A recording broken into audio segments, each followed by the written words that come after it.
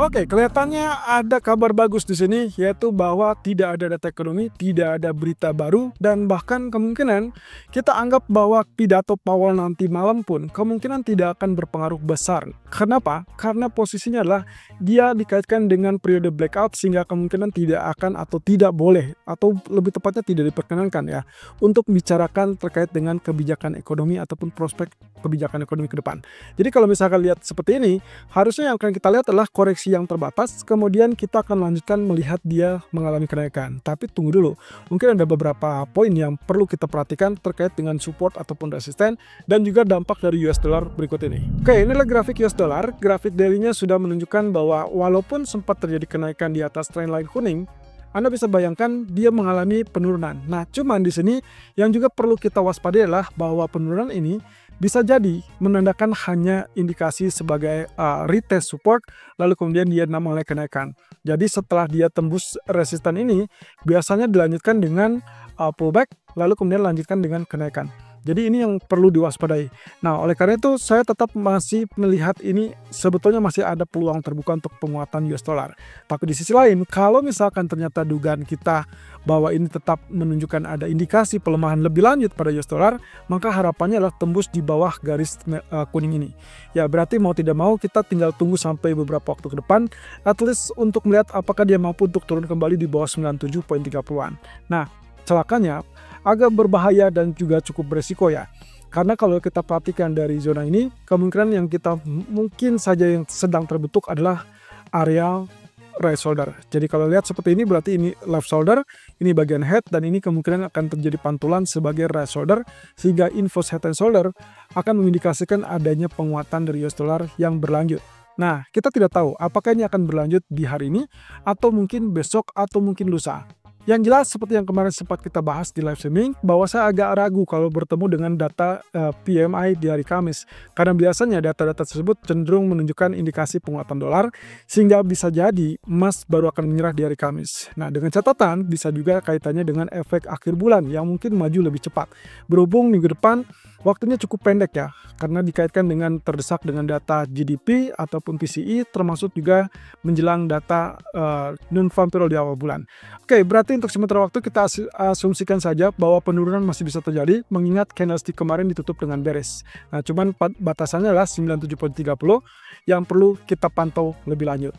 Sementara kalau kita lihat dari US Treasury-nya, saya masih tidak yakin dia akan naik sebetulnya. Tapi ya mungkin saja ini akan terjadi peluang yang sama dengan US dollar.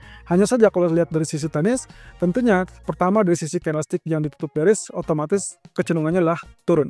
Yang kedua adalah kaitannya dengan skenario yang kita inginkan atau harapkan, yaitu terkait dengan right shoulder. Nah, so far so good ya, karena dia tertahan di zona 4,485%, kemudian bagian kiri dan bagian puncaknya juga tidak disentuh. Artinya skema yang kita harapkan dari sejak minggu lalu kaitannya dengan inverse atau bahkan right shoulder atau head and shoulder lebih tepatnya, maka kita masih tetap terbuka. Ini kebalikan ya dengan apa yang terjadi pada US dollar yang kecenderungannya punya kesempatan untuk membentuk inverse head and shoulder. So kira-kira apakah dolar akan menurut atau akan ikut serta dengan pelemahan dari US Treasury atau justru dia akan berlawanan arah? Ini yang perlu kita tinjau lebih lanjut ke depan. Nah, sedangkan kalau kita perhatikan dari harga minyak, ya sebetulnya dia sudah berada di level 65 dolar kembali teman-teman. Seperti yang Anda lihat sini, kemarin sempat 65.20, kemudian pagi tadi sempat rebound kembali di 66, kemudian pagi ini dia juga kembali turun ke level 65.17. Nah, kalau lihat dari arealnya, ya saya perlu misal seperti ini, sebetulnya ini adalah pullback ya. Nah, cuman yang saya perlu peringatkan di sini adalah kalau kita kaitkan dengan bearish flag ataupun bahkan bearish wedge, maka yang sedang kita lihat di sini jelas ya posisinya ini adalah penurunan. Jadi harapannya setelah dia berkali-kali sideways di zona merah ini, maka selanjutnya kita tinggal tunggu break dan kemudian dia lanjutkan penurunan. Nah, tapi yang perlu kita ingatkan di sini adalah bahwa kalau Anda ingat kemarin di hari Senin, pembukaan itu sempat terjadi gap up ataupun gap down ya, karena selisih yang kelihatan di sini negatif. Jadi harga pembukaan di hari Senin lebih rendah daripada penutupan di hari Jumat, sehingga kita katakan ini gap down. Nah, berarti kalaupun kita anggap inilah kesempatan dia lanjut turun, maka yang perlu kita waspadai adalah kemungkinan dia closing gap terlebih dulu. Nah, ini yang agak riskan ke depan. Tapi perkembangannya adalah walaupun misalkan ini naik, maka ini hanya kenaikan sementara yang kita anggap sebagai menutupi gap. Setelah itu, dengan ekspektasi bahwa sisi teknikal masih lebih kuat untuk penurunan, maka diharapkan dia akan cenderung tetap turun. Jadi intinya adalah selama tidak terjadi ada kenaikan di atas level 69 ataupun 70, Anda masih relatif aman untuk lakukan sell. Baik itu sell sekarang di 65.50 ataupun jika terjadi rebound sampai 66.80, itu tetap zona sell Anda. Nah, sedangkan kalau ternyata harga sudah bergerak turun sampai $63, terutama 63.80, hati-hati, bisa saja terjadi rebound. Hanya saja kalau kita ekspektasinya ini kesempatan dia untuk mulai terjun, maka seharusnya dia akan lanjutkan penurunan di bawah 63.80 tersebut. So, ada dua tahapan di sini. Pastikan bahwa 65 itu tetap turun dan tetap tidak lebih tinggi daripada kenaikan di area 67 dalam waktu dekat. Nah, kalau itu terjadi berarti confirm dengan apa yang kemarin atau yang tadi kita sampaikan bahwa area 65 ataupun 66.80-an itu zona sell kita. Anda hanya diperkenankan ubah strategi menjadi buy kalau ternyata terjadi kenaikan di atas 69 ataupun bahkan 70. Tapi selebihnya di bawah itu kita tetap dalam fase sell. Yang kedua, kalau misalkan ternyata dia turun lagi dan lanjut turun di bawah 63.80, Anda diperkenankan mempertahankan ataupun follow sell kembali. Nah, jadi harapannya posisi ini akan sangat atau mendapatkan jawabannya setelah beberapa kali kita tertahan di zona 65 dan juga 66.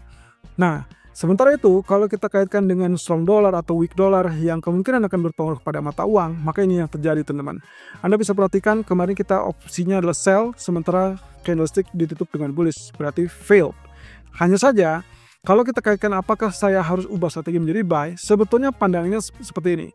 Kalau dikaitkan dengan reversal, maka ekspektasi untuk kenaikan itu hanya terbatas di kisaran 1.3520 sampai mendekati ke trendline merah nih. Ini adalah di area 1.3620. Nah, yang saya maksud bahwa kemungkinan dia akan spike ataupun naik hanya bersifat sementara, itu dikaitkan dengan efek ataupun potensi ataupun peluang dari pembentukan pola right shoulder. Dan itu berarti kaitannya dengan head and shoulder. Kalau ini confirm, berarti sangat wajar kalau misalkan sampai sekarang kita mungkin harus mengincar zona sell daripada zona buy. Dengan asumsi bahwa kenaikan akan relatif tertahan, sehingga ada baiknya kita tunggu sampai dia naik beberapa poin, baru kita incar sell di situ. Nah, dengan catatan, ini bisa berubah ataupun bahkan gagal kalau ternyata dia bergerak naik lebih lanjut dan naik di atas 1.3780.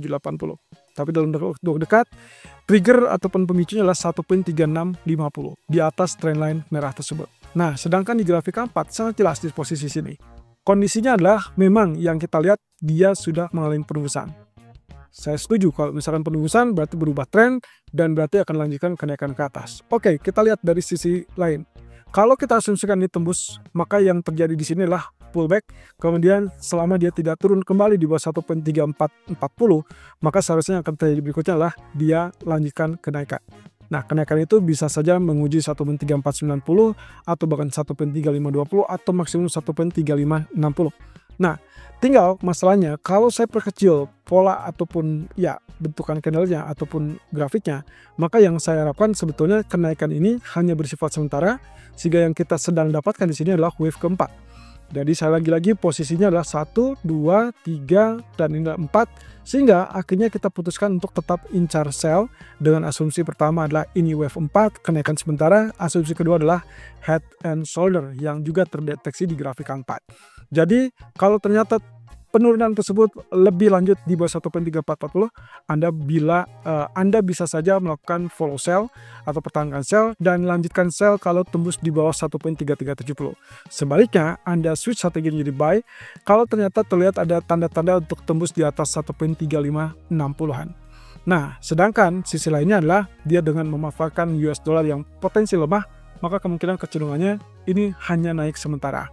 Nah, kemudian dari goldnya sendiri, kalau Anda perhatikan di grafik daily, ya kecenderungannya ada dua tadi ya. Posisinya kita sudah sempat singgung terkait dengan potensi dari ascending triangle di sisi ini.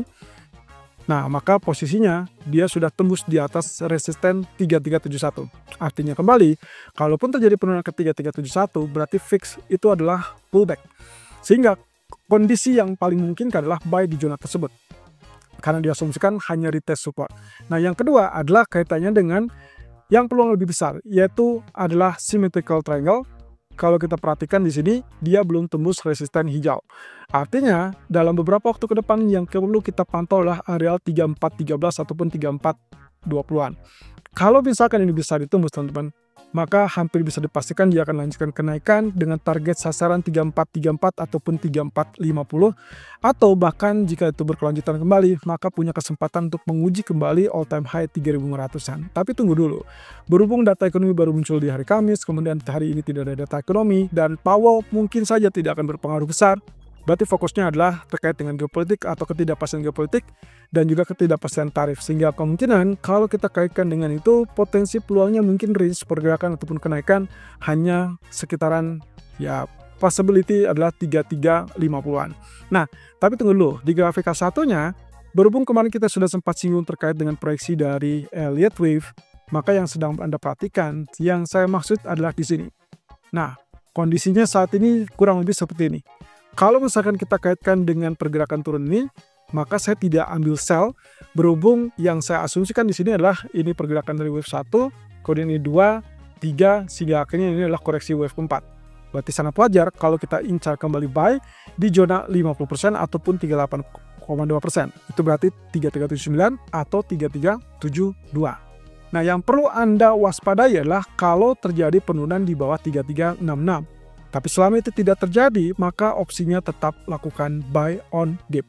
Nah, sebaliknya teman-teman, kalau memang ternyata terjadi kabar yang positif untuk market, yaitu mungkin isunya menguatkan US dollar, sehingga akhirnya dia terlanjut koreksi lebih tajam. Nah, hati-hati, di sini posisinya adalah saya switch strategi menjadi sell kalau betul-betul terjadi indikasi penembusan di bawah 3360. Tapi coba perhatikan, target ruang penurunan itu diperkirakan kurang lebih sampai 3309 atau hanya sampai 3330-an. Jadi hati-hati, potensi ini kemungkinan hanya memiliki ruang yang sempit sehingga Anda harus dynamic ya. Anda harus dinamis sehingga kemungkinan buy bisa kembali dilakukan di zona 3340-an ataupun bahkan 3310-an. Nah, tergantung dari mana area yang lebih pantas untuk muncul. Nah, sebaliknya teman-teman, untuk kondisi yang tren utama, kalau memang ternyata sesuai perhitungan kita, berarti kenaikan secara utama itu berada di sisi ini. Dan ini berarti kecenderungannya adalah masih dalam bagian wave ketiga. Sehingga dengan demikian, opsi buy tentunya jauh lebih diharapkan. Dan kenaikan di atas 3405 itu akan memicu kenaikan lebih lanjut ke 3430-an.